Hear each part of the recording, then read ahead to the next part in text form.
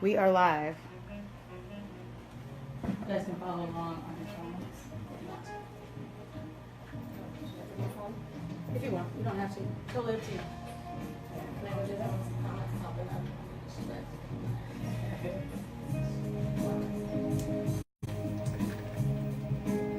Okay. Ready, Earl? Just spin the mic around there. Spin the mic around. Oh my. Just spin it around. There you go. There you go. Ready? I check.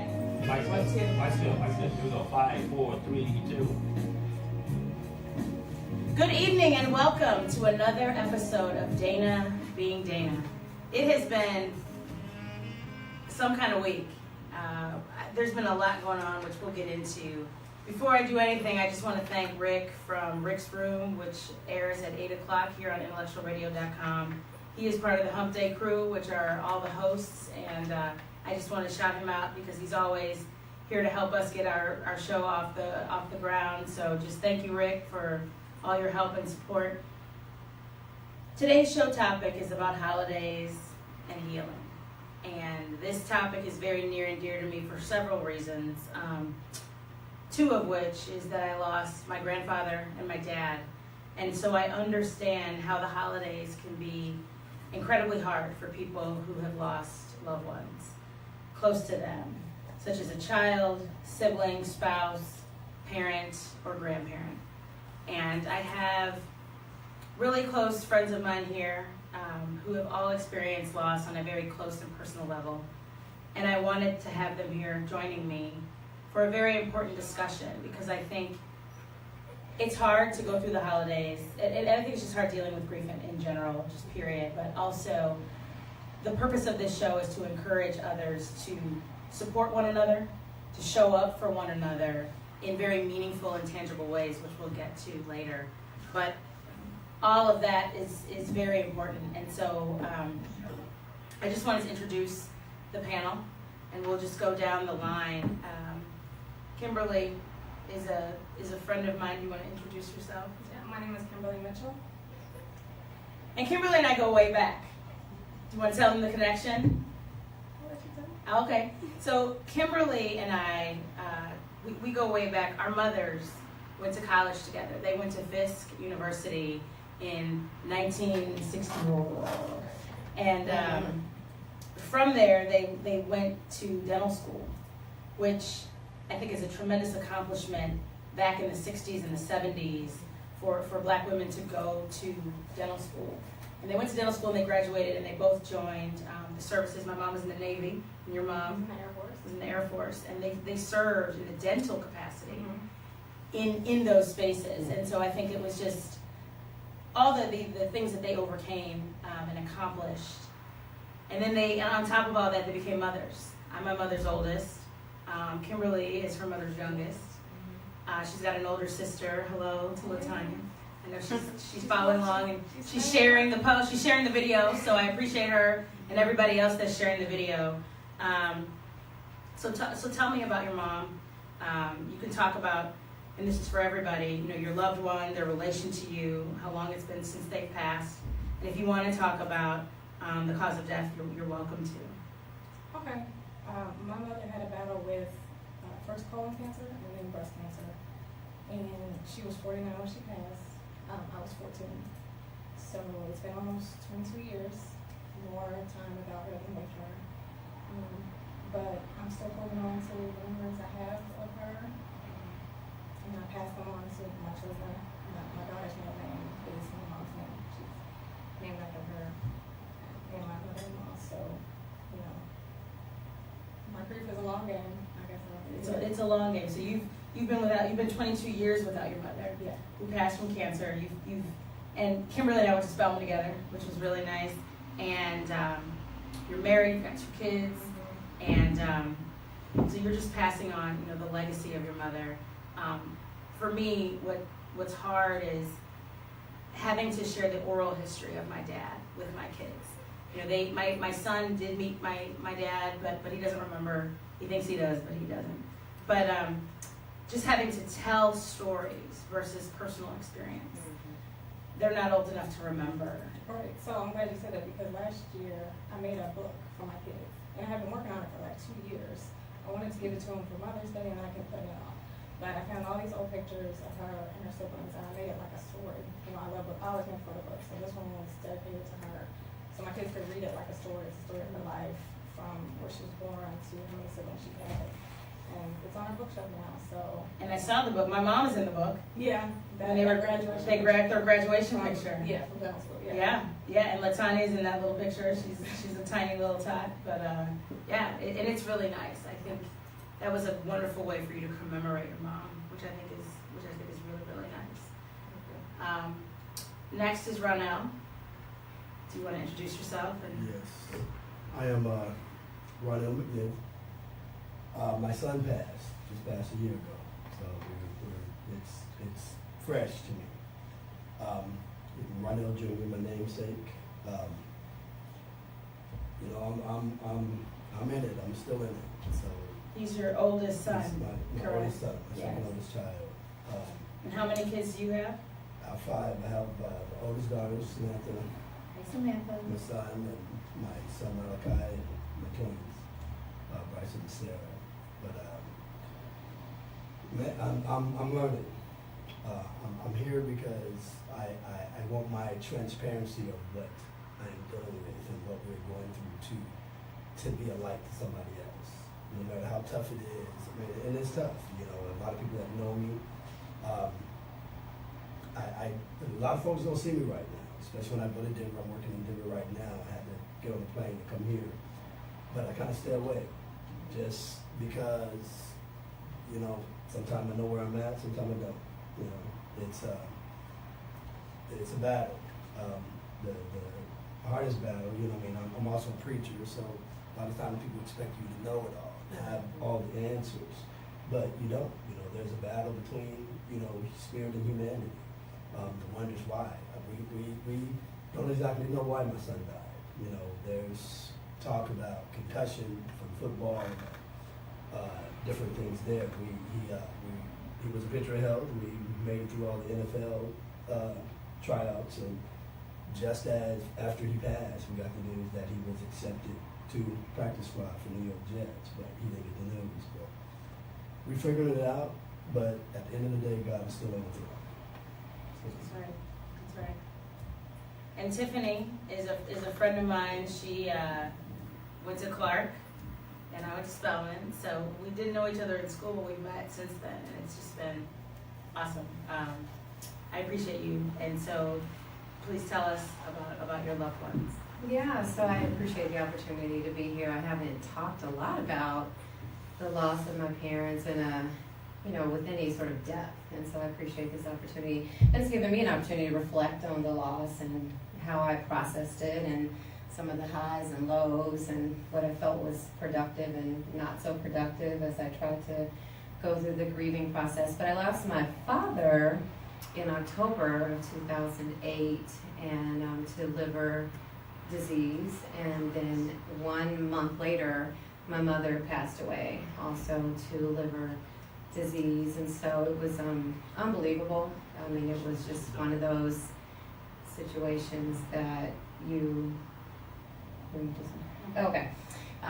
one of those situations that's people, it's inexplainable, particularly because how close they died, how far, how close they, the length of time between their 2 deaths, as well as the fact that they both died from the same disease. And I just felt like the bottom was just wiped from under me. And I think you assume that you're strong, and but when you feel like the foundation that you've always known is gone, it was very challenging. So I know we'll talk a lot more about.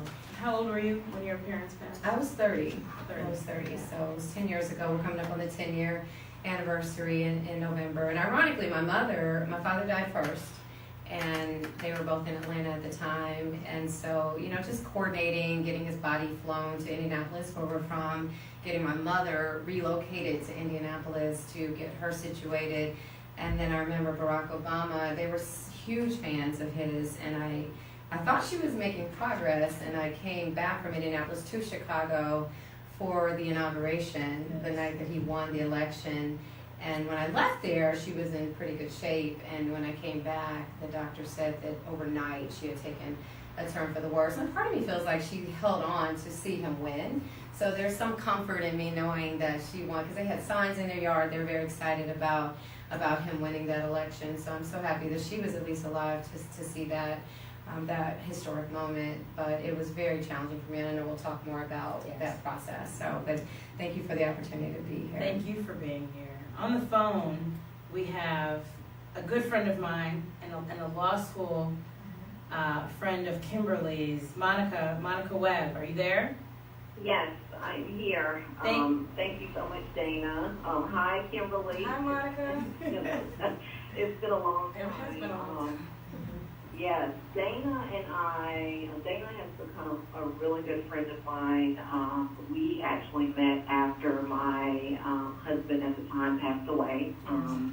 Dana was really good friends with him. He went to Morehouse, graduated from Morehouse.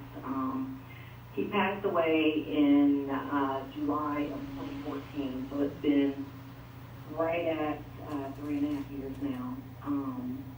He was traveling, he was in higher education. He was traveling back and forth at the time between Raleigh, North Carolina, and Elizabeth City, North Carolina, which is a good distance. It's kind of like out in the Outer Banks. And so he left one morning for work, and I got a call later on in the day that he had passed away in a car accident. And it was an unusual accident. It was, a horrendous accident. He had a stepdaughter, my daughter. She was 15 at the time, and then our son was 6. So not only did I have to deal with my grief, I had to see my children grieve, which was, it felt unbearable. I mean, I got through it, but that was a lot. And I would say probably the first year or so, I kept it together. People didn't really, I'm a pretty private person, so people didn't really see everything I was going through. But I would say for that first year, I mean, I really didn't know whether I was coming and going. I mean, I functioned.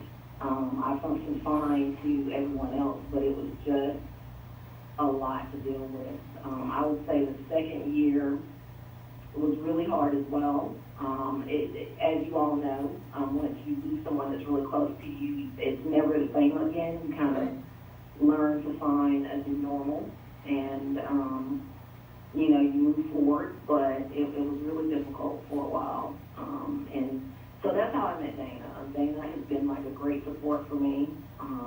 We talked a lot about things that have occurred, and we talked a lot about how I feel about things, and so I'm just glad that Dana, you put this together, and that we can all share our stories and hopefully help others who are listening or watching. That's right, and thank you so much, Monica, for being here, and thank everybody for being here, because I think all of you all were specifically chosen, if you will, but just your stories, my relationship to you, and just what you've been through. And it goes without saying, Dr. Sandy Carlson is here. Thank you so much for being here. She is a professional and an expert when it comes to grieving, relationships, and healing. And I want to start with you with my first question, and I want to talk about what is the hardest loss when it comes to losing people. You can share the mic with Tiffany. What is the hardest loss? The hardest loss, Joe, when you look at it, is being the loss of a child, and that is because it's developmentally inappropriate. Right. We all know someday our parents will die. Our grandparents will die. Our Our parents will die. Yeah. Pets will die. Yes, aunts and uncles will die. But you always, when you're going to have a child, you plan to buy their cradle, you never plan to buy their coffin. And it is really, really painful loss. It's probably the loss I see most often when people come to therapy for loss, because it is so difficult. Right. And you talk about other losses that are difficult. can also include suicide. Suicide's a horrible loss to survive. We actually call the people who survive the survivors, the person who committed suicide, suicide survivors. What happens with suicide is people feel a tremendous amount of guilt, as if they could have done something to prevent it. And I think we have so many misconceptions about mental illness in our culture that it's hard to understand and accept that sometimes mental illness is fatal. People die. Right. Both bipolar depression and anorexia nervosa are linked with high death rates, those mental illnesses. But again, there's a lot of prejudice. Oftentimes people don't want to talk about it. If you look at obituaries, sometimes there's no cause of death. That's always a red flag for me, like, maybe we're looking at a suicide. So those are tough. Every loss is tough. Every loss is tough, right? And also the situations without closure, where there's Yes. no body, where there's, Yes. you can't find a person, someone's just missing and never shows up, right? Yeah. Ronald, do you want to respond to that in terms of, I mean, you've lost your son, he was 24 years old. You've also had other losses, right? You lost your sister. Lost my sister, You lost my stepbrother, and a cousin who another grew up brother, with yeah. you as a brother. So it's it never gets any easier. I mean, I agree. Just I mean, I don't know what everybody feels here, but I wish it was something, a book or whatever the case that or some type of template, and like I say, it's I found myself in places just even right now. I mean, I thought it was going to be great for the show, and I love to try to talk and help people, but even coming tonight, it's almost like I had to feel my son pushing me out the door to come, but like I said, the goal is to maybe in helping someone else, know that it's going to be okay. All in all, my son was he was a Christian, and I preached his funeral myself, which was tough. But one thing that was a light to it was the stories that they told about my son, at the funeral. The football players, the different people that came along, and I learned how my son helped him along the way. If he saw him hurting or in lack or in need, he was there. And one thing that definitely blessed us is we did an altar call, and I think it was somewhere upwards about 100, 110 people came and gave their life cards. So but at the holidays, I know that the show is about healing in the holidays. The holidays are just phenomenally difficult. They are, and I think that's one of the main reasons why I put this show together, because I think people forget about people who are grieving, who've had significant loss during the holidays. It's Merry Christmas, joy to the world, but like a lot of people are really going through it. And what I want to encourage everybody to do on this show, Dana Being Dana, I tell you, the show's about love, and the show is about showing up, and I want people to reach out to people. And not just these three, but somebody in your circle, in your life, in your world who's had a significant loss. It could be a grandparent, parent. Reach out and just say, hey, how are you doing? How are the holidays?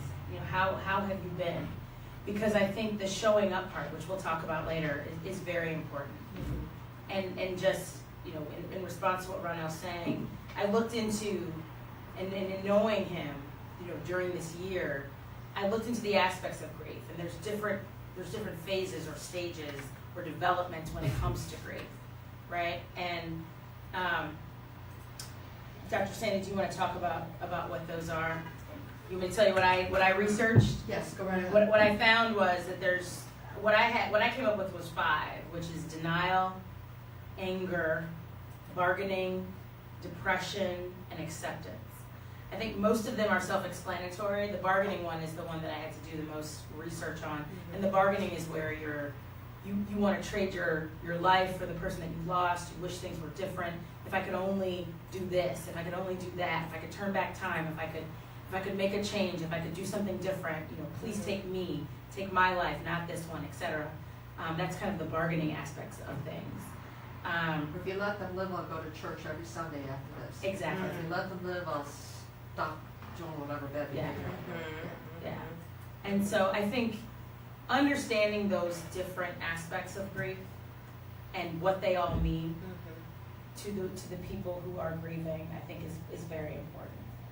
And we can share some of those. We've got some materials and things like that. Will you just introduce Hermas? He's speaking online, and I know he was supposed to be here. Right. So will you just share his story real quick? Yes, Hamas, and thank you. Hamas couldn't be here. Hamas couldn't be here because he got injured today, and so he just wasn't feeling well. Hamas and I knew each other in high school, and we were really good friends.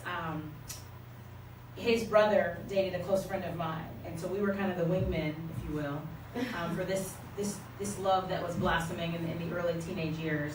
But his younger brother Idris passed unexpectedly only a few years ago, and it was very difficult. He wishes that he could be here. Thank you so much, Hamas, for sharing the show. I appreciate you, and I appreciate your friendship and just your willingness to be here despite being injured and hurt.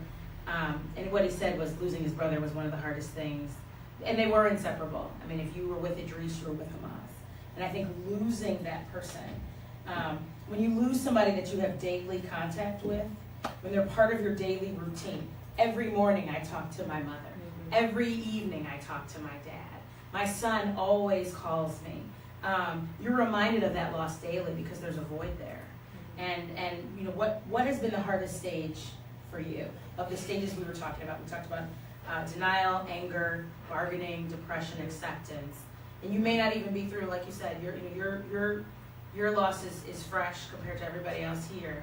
What is been the hardest time? One of the hardest things for me is right now, you know, I think I was a pretty popular person. You know, I was the type of person that helped anybody, you know, especially back in Colorado. But one thing about it is losing my son, it feels like I lost half of my friends.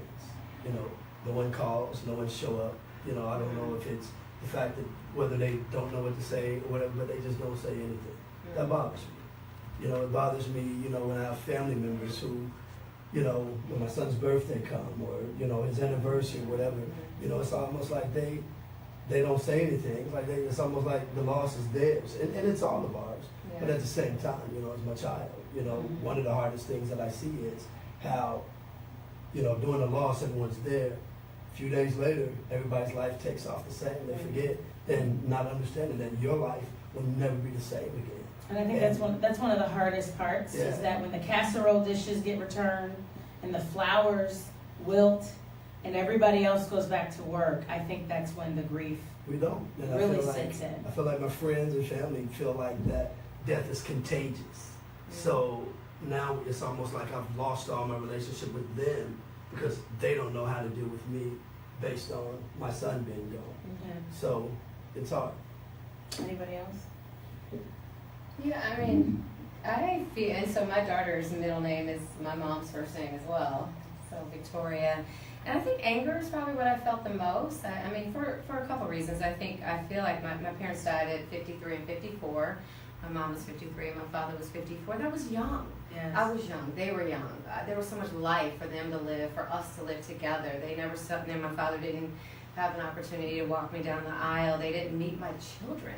And God blessed me with the ultimate gift of 3 children. But then he, you know, with a son, and then he came back and blessed me with twins, a girl and a boy. Yes. And so my father's best, thank you. But my father's best friend came in town and he said, "You got your mom and dad back." And of course I was hysterical hearing that. So I feel blessed that I feel like, and they are so much like my parents, and there's so much that I do to keep my parents' legacy alive as I raise my children and try to instill some of the things they instilled in me in my children. But I feel cheated. I feel cheated that I didn't get a chance. Especially when I was just having the children and I'm home, and so many of my friends had their moms come in town for a month or 2 months or 3 months and take care of you while you're taking care of your kid. And I just felt like, you know, I didn't have anyone to take care of me, and I felt like I needed that. And so that was the anger that I felt, that I didn't have an opportunity. My parents, more importantly, didn't have an opportunity to meet my children. And so I feel like they, their life was cut too short. And so I think there's that questioning phase that I went through. And there's a guilt. I don't know, you guys talk about that particular emotion around grief, but I think there's guilt and resentment. So there are a lot of emotions that I felt, but I think the anger I felt the most. I've worked through those emotions through counseling, through finding ways to just through having some reconciliation that they're not coming back. And how do I create a new normal and keep their spirit alive in me and in my children? And that's really been how the healing process has taken, really taken shape for me in the last couple of years. But it took a while. I mean, I'm 10 years in. I'm 10 years in. So the first few years, I was mad. I was mad for a good 5 years. The irony, they say that grief, right, the average grieving time is about 2 years, right? Yes. But the bereavement, the days you get off for bereavement is about 3 days on average, which is crazy to me. And I think, when do you feel like grief is at its height? Oh my goodness. Anybody? I mean, I'll let tell us. Yeah. Yeah. Yes, please, Dr. Sandy. I'm just going to pull up my little book here. This man, Glenn Davidson, did research on grief. He's actually out of SIU. And he... SIU is what? Southern Illinois University. Okay. And he found some patterns to grief, and very much similar to what Kubler-Ross found with her stages of grief. What Davidson found was, in the very beginning, we're in psychological shock. That's where some of the denial is that this can't be happening, this can't be real. And that's why some of the rituals around funerals are so important, seeing the loved one's body. As hard as that is, it helps you accept they're gone. Right? And what Davidson found is that around the 5th to 6th month is when he calls pain release, like the sorrow of it, is at its height. And then it peaks again right before the first anniversary of the death. And then the second year, the first year he calls the year of pain release, where the sorrow is coming out. The second year he calls the year of reconstruction. And that's when people start to say, now how am I going to go forward without mom or dad or my son or daughter?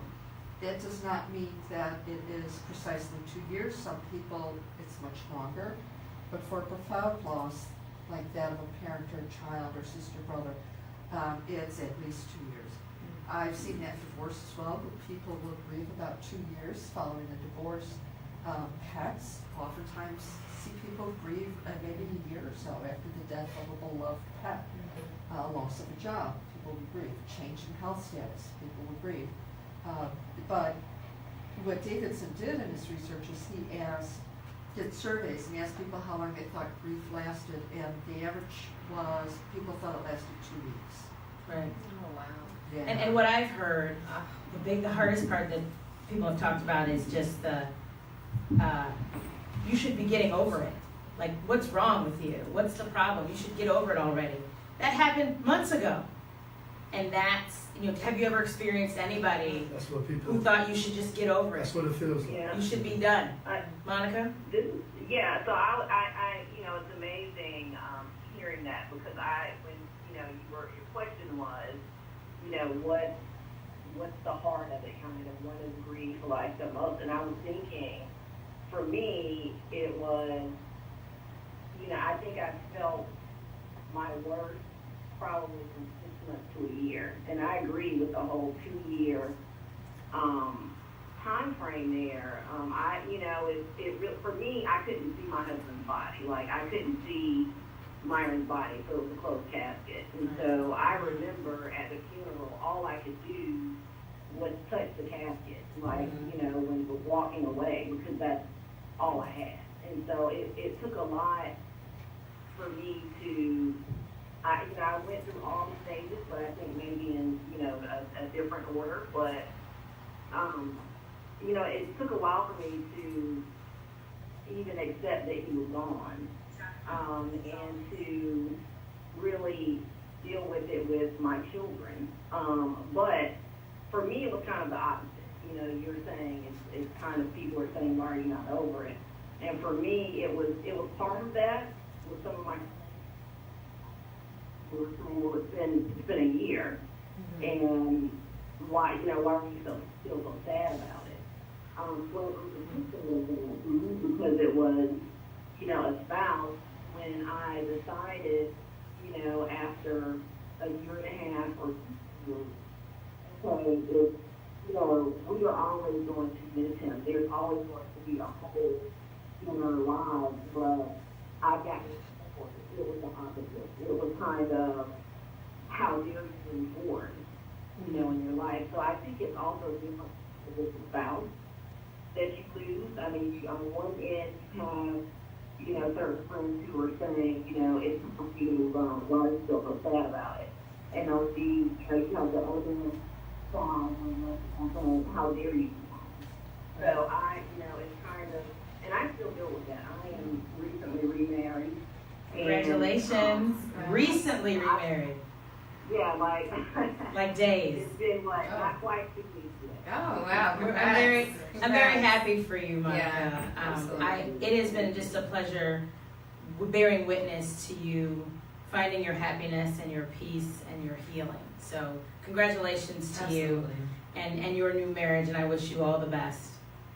Thank you so much. But it's definitely, I think, a double-edged sword for me because it's always, I always feel like I'm being pulled in 2 directions.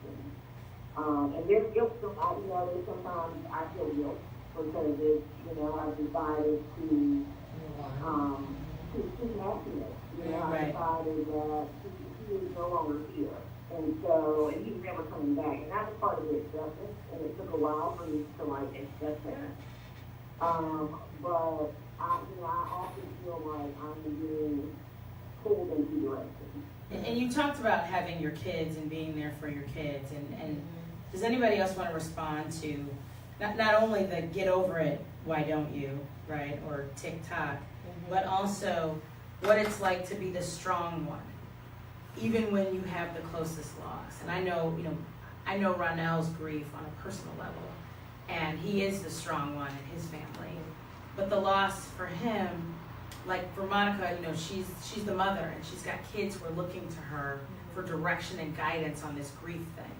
Ronell lost his son, but I was there when people were crying and wailing and experiencing their own loss versus comforting him, seeking comfort from him. And I think that's hard. I think it can be selfish on some levels, but it's hard. So what is it like to be seemingly the strongest one and yet you are closest to the loss? Sometimes I just feel like, one comfort that I do, and I have to say, and like I said, I'm trying to be as transparent as I can, but to be, right now I'm working in Denver. I flew back here for the show just because I feel that it was important, but I don't want to be in Denver. I mean, that's one of it. It's almost like I dread being there. For several reasons, and that being one. But yet, I still want to try to be there for those, like my son's friends and his sister, and Samantha.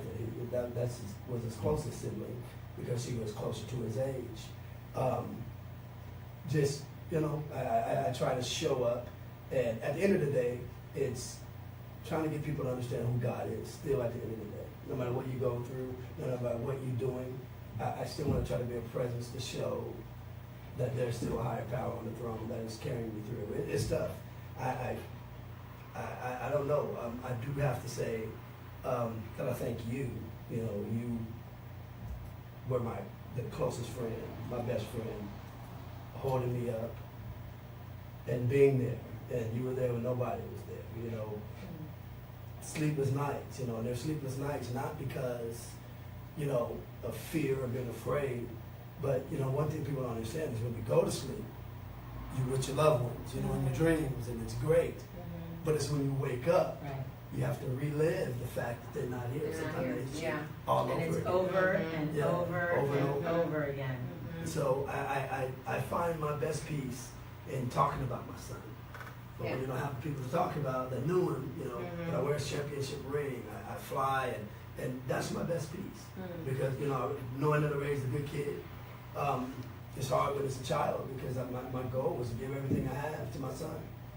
But I'm in a place where I have to have God rewrite all of my vision again. Because as a parent, you want to carry your kids with you in everything it is that you do. But when you lose one, every dream that you ever had is gone. It's And changed. you have to start it all over again. It's changed. You talked about losing several people in your life, and I'd like Can for... we, there are a couple people Yeah. that can, I don't know if any of you Yeah. want to reply to that about being strong, the strong I one. was definitely not strong. Oh, okay. But I she was also 14. I was Oh, yeah, She yeah. was 14 years You're old. strong, yeah. I you was were- the confused one, Yeah. and I was a teenager.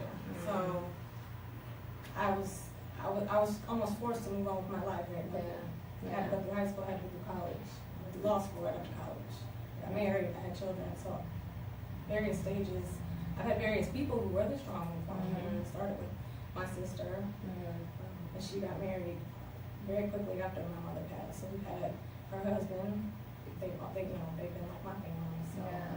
they've been the strong ones for me. But I think it's incredibly hard to lose your mom at the time that you did. Yeah. And so you, in many ways, I don't want you to ever discount how strong you actually were in the face of all that you went through. And I think that that's incredibly important. You are a shero, which we have at Spelman College, many sheroes, but your strength and, I mean, your mom is watching you now and she is so proud.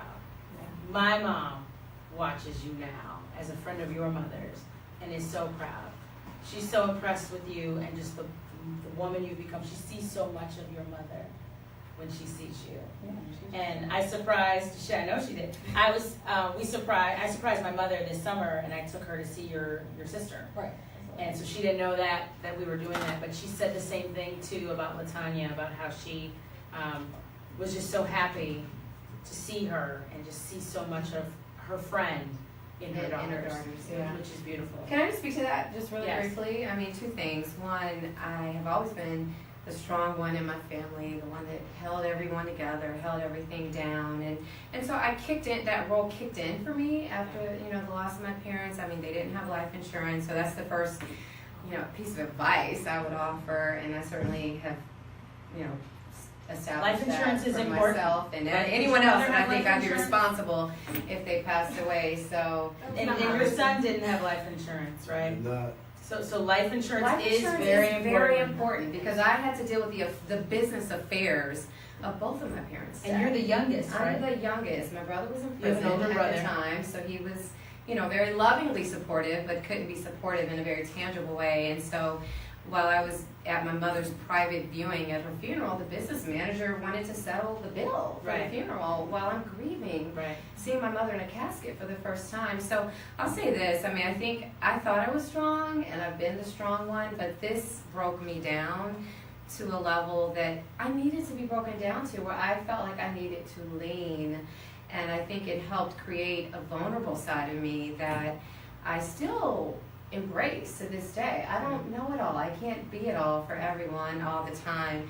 And I really feel like that contributed to me finding my husband, who I love so much, because I was able to say, I need someone to lean on. I Yes. do. I can't be superwoman all the time. And I think the loss of my parents, that was one of the blessings in that tragedy, was that as I tried to be strong, I realized that, again, I didn't have that foundation and that safety net that I had always grown so accustomed to having, and I became okay with that, knowing that I needed a safety net, and I brought a certain amount of safety to the table, but that having a companionship and a partner, you know, really helped, you know, complete that puzzle for me. And so I was better prepared for marriage after that. I will say that, better prepared to be a wife, and the kind of the softness that my mother would always say I needed to exhibit more of as a result of that. So, you know, that was a silver lining that came out of it. I didn't have to be as hard anymore, Right. which was a blessing. I would just want to thank everybody, people, for all of your comments, for sharing. Thank you so much. I really, really appreciate it, because I think this is a message, and what we're talking about is incredibly important. I want to get to the point of support. Both of you, Ronell, all of you guys have touched on it. Tiffany, to me, and one of the things I hated, and I tried to live my life differently, no offense, but just The call me if you need me just doesn't fly with me, particularly when you know somebody who's grieving and who's going through something, because they don't necessarily know what they need, and they're just not in a mental space to call you and tell you what they need. I'm having this need, I'm having this void. Let me look at my phone Rolodex and determine who I can call to assign this task to. And I think people mean well, don't get me wrong, but I think that what's more impactful is showing up. And I've talked a lot about showing up, and I want to talk about showing up. To me, particularly when it comes to grieving, is not about just bringing flowers. Your casserole is fantastic, but it's beyond that as well. It's about just being there, a shoulder to cry on, someone just to talk to in the middle of the night. I have several friends subsequent to my dad passing who've lost their own parents or people close to them. And I always try to, and shouts out to all people, I've been reaching out to my friends, and I try to check on them on a regular basis just to say, you know what, I'm thinking about you. I care about you. I just want to know, how you're doing. Because sometimes it's just nice just to hear from somebody who doesn't, you're not asking for anything, you don't want anything. I just want to know how you're doing. One of the biggest things for me was 6 weeks after my dad passed. Shouts out to my good friend Melba, who was my babysitter growing up and a good friend of mine, and she's also in the therapeutic psychiatry practice. She sent me a book, which is Tear Soup, which I highly recommend. They are not a sponsor tonight, but Tear Soup.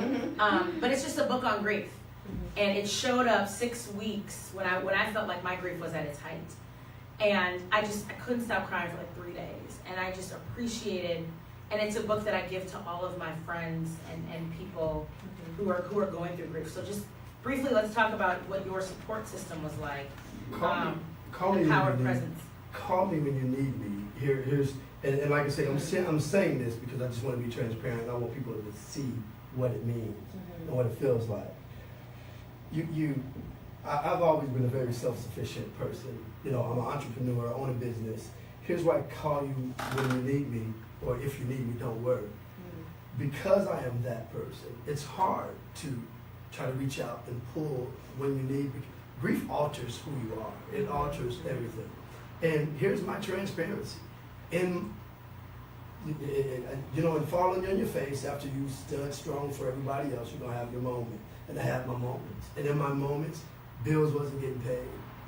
Didn't have food in my house. I'm an entrepreneur. If I'm not out working, I'm not making it.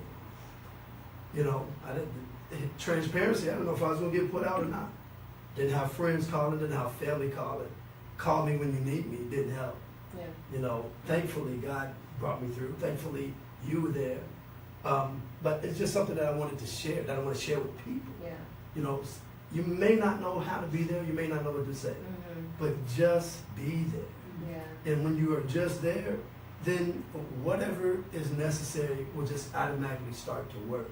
So don't try to think it through. Don't try to, and I know it's scary, so I'm not getting on everybody. It's scary. It's a scary thing.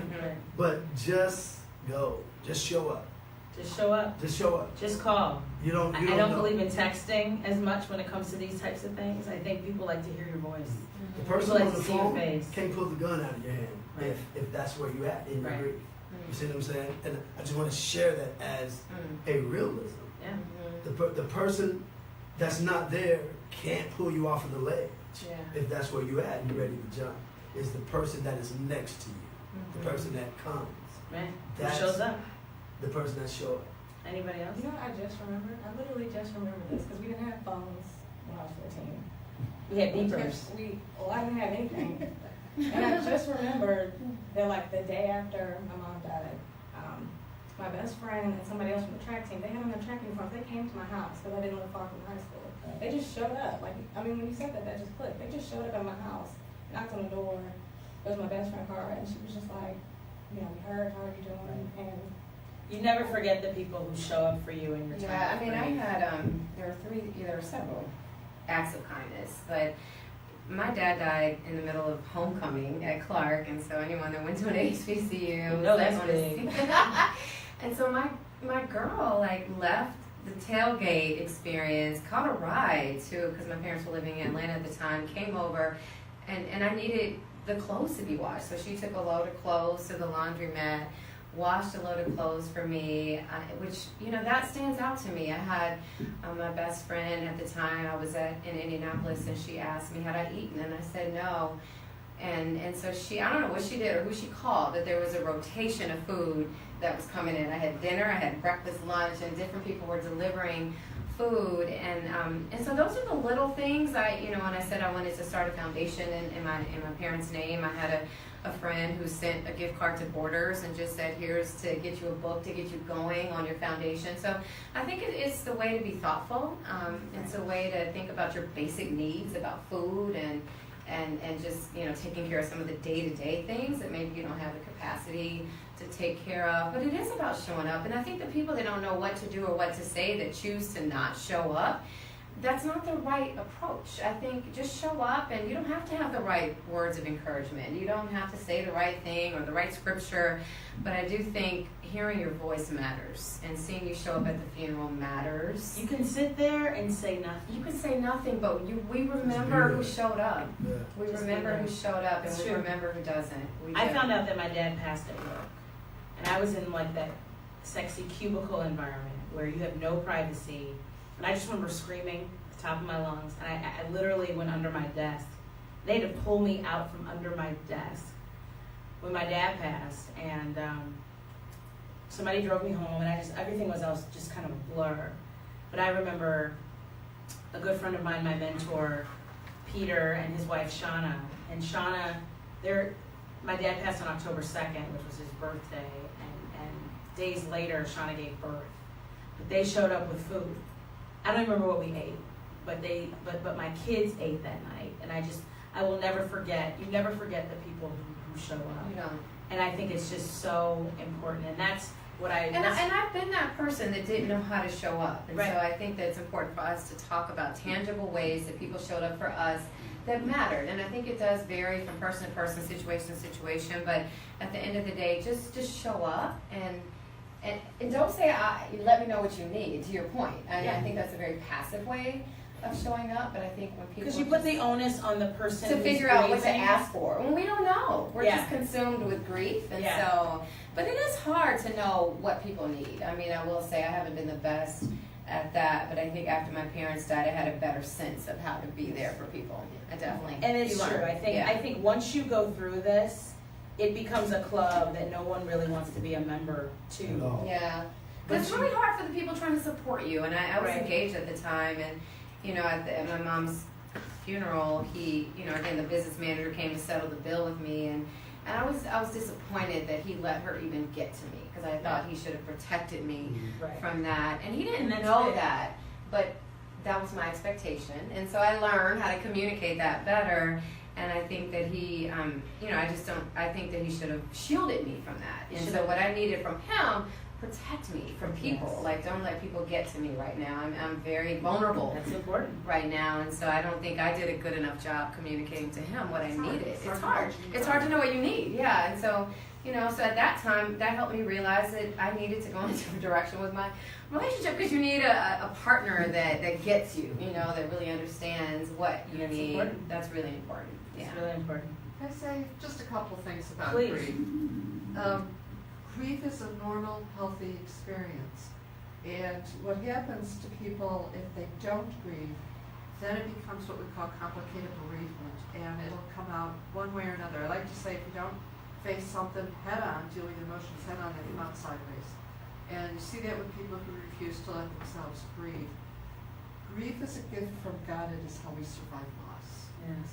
Right? It Say is that again, normal. Dr. Sandy. Grief is a gift from God. It's how we survive loss. Yes. And it is important to let ourselves grieve. It is important to support each other in grief. And yeah, you become part of a club that's a pretty miserable club to be part of. But eventually, sad part of life is all relationships end. That's true. They all end. And That's true. so it is important to allow yourself to grieve. If you feel like you're slipping into a depression, it's important that to get some professional help. Grief is different than depression. Depression is more like that little black cloud that's always over you. Grief is more like the tide, it comes and goes. Depression, it's hard to comfort or feel comforted in depression, but when you're grieving, you do feel comfort, you feel You some do. relief. You do. You do. And some other important things is when we grieve, what I find people are so bewildered by, when we grieve, we're disoriented. And to be disoriented means literally to not know what direction you're facing. Because the root of disorient to disorient means to face east. So we're disoriented, we're lost, but it's not forever. And you can be comforted and you can get help. It's true. It's true. I think, That's hopeful, that gives us hope. and I think it's so important to deal with loss, because I think if you don't deal with loss, it will manifest itself in other ways, in other aspects of your life. So I think it's just so important. I'm going to ask you for your number, Dr. Sandy, in a minute. Thank you all so much for being here. I just appreciate you being my friend, being transparent, and sharing something that's so personal and close to you. The Show Up Challenge is something that I came up with because I just wanted to encourage us to look out for each other, to spread love, to show up for each other. And the Show Up Challenge is this. It's reach out to someone you know who's lost, someone close to them. My preference is to call. If you feel more comfortable texting, do that. But I think calling, I think visiting, asking people how their holidays were. I think the holidays or anniversaries, birthdays, anniversaries of death can all be complicated times. Genuinely show up in a way that shows care and concern for how the person is doing around those times. Tell them you love them and just remind them, if you can't think of anything else to say or do, remind them that you're there for them and that you care. Invite them to do something to take their mind off of that time, that memory, that moment. And then just share this with other people. I think sharing the experience of showing up for people is just so important because we don't have enough examples of people actually showing up. I think showing up is so important. It was important to me when my father passed. I was floored by the number of people who showed up in Nashville for my dad's funeral. People showed up for me in grief when I got divorced. So I just think it's so important to show up. And I try to be that person who shows up for other people because I just think it's so important. So I just want to encourage everybody to check up on each other and spread love. This show is dedicated to all of the people that we've lost, including everybody out there. I know so many people who were not here in the studio, who couldn't necessarily be on the phone, but who have experienced loss. And this show is dedicated to you too. We're here for you. We are all in this thing called life together. And I think the more people show up for each other, the more people stand up for each other, just the better this world will be. We can get through this together. I would like to, Apostle Ralph Beecham, he's a legendary pastor in Denver, Colorado. He passed of cancer this year. His service will be this Saturday. So I just want to say to Apostle Beecham's family, we loved him. We still love him. Hold on in there. We all here for you. It's a mass exodus to Colorado, and just wanted to mention that and let his family know that we're praying for him. Okay. And I just wanted to thank our sponsors tonight, Dr. Sandra Carlson from Carlson Associates. They're in Bolingbrook. Dr. Sandy, she's been tagged in the post. You can reach her that way. The number for her counseling services is 630-771-0144. 630-771-0144. Dr. Sandy's great, and I think anybody who's struggling with grief, anybody who wants to reach out to somebody to talk to, I think she's a great place for you to start, end up with, be with, join, talk to. Tell them that Dana Being Dana sent you. The healing needs to start somewhere. And I think you owe it to yourself, because life is short, to start somewhere. I also want to thank My Chocolate Soul, who's running a special. They specialize in all natural, amazing chocolates. They're offering a 15% off for the entire month of January. The code is Dana Radio. You can see that in my timeline for amazing chocolate. They're on at 4442 North Broadway in Chicago. Their number is 773-234-7141. My Chocolate Soul. And also the Miracle Custom, which is Ronell's company. They do home theater, audiovisual solutions, and they show up worldwide. They can travel anywhere. If you have a sound system you don't know how to operate, or you want to get yourself right for Super Bowl, Ronell's the man to call, and his number is 303-323-5274. Once again, 303-323-5274. Miracle Custom is fantastic. They've hooked up my house, and they can hook up yours too. So please reach out to him. Super Bowl will be here before you know it, and you got to get your sound right. So thanks to everybody for coming. I appreciate you all for being here. Thank you, Monica, for joining us all the way from the East Coast. Next week, it's Martin Luther King week, and we've got all types of people showing up. We've got a Jew, a black person, Mexican, white, Indian, and Chinese. 6 women of different racial backgrounds are going to be showing up for me for this show. We're going to be spreading love again. That's my theme, and we're going to save the world. Martin Luther King is going to be very proud of us next week. You don't want to miss this show. Please tune in. It's going to be fantastic. This right here is Dana being Dana. It's about showing up and spreading love in 2018. Thank you all for joining us. Thank you all so much for sharing the show. I appreciate all of your comments. This topic is very important to me. I lost a very good friend of mine January 1st, and he just didn't wake up. He was 36 years old, and I went to his funeral on Monday, which is one reason why it's been such a tough week for me. And I'm going to be showing up for his wife and his 2 little girls. His oldest child is in 2nd grade, and I just think it's so important. He was such a good man. It's just so important to show up. And so I just want to put that message out there. This is dedicated to Raja and all of the family members and the relatives of the people who have been here and supporting the show. So my heart goes out to everybody who's out there grieving. This show is for you. Thank you all so much. See you next time.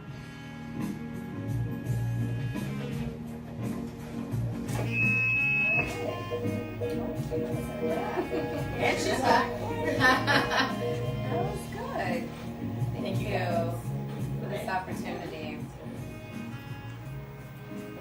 Let me take a picture of these books. Yeah, we'll share the books for sure.